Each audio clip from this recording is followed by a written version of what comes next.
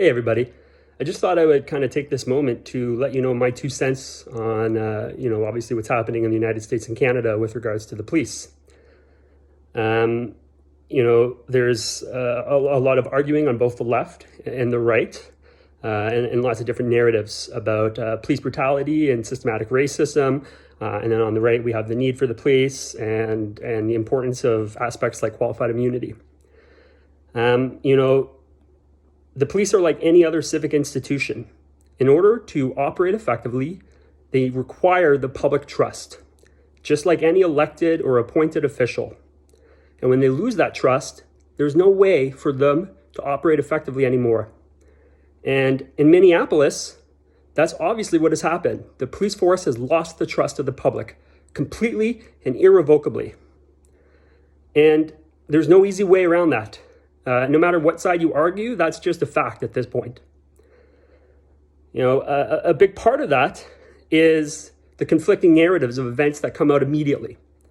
Now, I saw it was a Washington Post or New York Times article about today or yesterday about how an event happens, and the police release and the union's release on that event come out fairly quickly, and then they're often completely conflicted by the video evidence.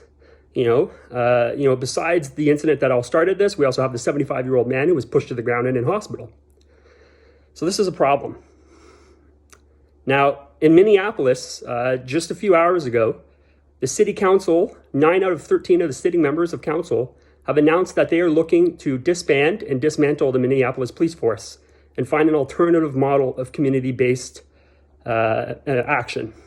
Now, this is an extreme step, and it's certainly never been tried before, as far as I know. So obviously, they're going to be leading the path for the world on this. But the fact that you have a supermajority of a council talking like that within a week of an event is unheard of. Now, don't get me wrong. I love police. I love our police officers in Canada. In my admittedly few interactions I've had with them, they've always been positive. And I would certainly never throw around terms so quickly as I find a lot of my friends on the left do. So, when I say a term like police brutality, I mean it. And what you see in these videos is nothing other than police brutality. There is no way you can frame that in any other way. And, as justified as it may seem at the time, at the interaction, kneeling on the throat of a person until he dies is wrong. You have 4 people holding him down. He's in handcuffs. Why? A lot of the police responses to the protests. It was a federal court or a district court judge just ordered in the United States a police force to stop using non-lethal methods on protesters. So this is a big problem. It's not an easy issue. It's very complicated. And obviously, we can't have rioting and looting and murders as there's been. But there's a very fine line. And in order to walk the line, the police forces require the trust of the public they serve. And, certainly in Minneapolis, they don't have that.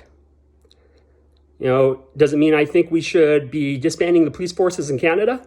Absolutely not. Our police forces have shown the ability to, in a large ways, to get past some of the serious issues that they face. And I think that's important for all of us to acknowledge, even though it's not perfect yet, and even though we have a long way to go. So, there's my 2 cents.